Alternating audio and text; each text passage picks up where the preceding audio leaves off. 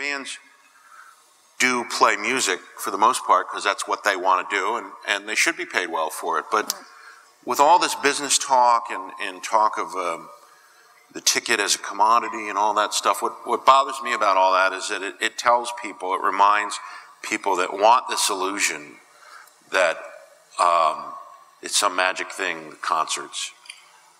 It reminds them that it's really a business. Right. And yes, that's real, of course. That's why everybody's here.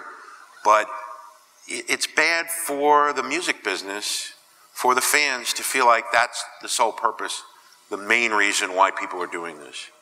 And the more I can keep that from the public, the better it is for my business, which is creating fans and having them, just like I build relationships with bands when they're small, that's what happens with the fan.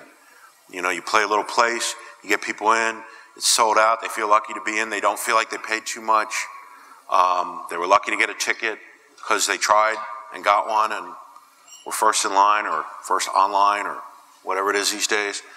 And that relationship is what builds these fans into long-lasting fans that we're all trying to make money off of.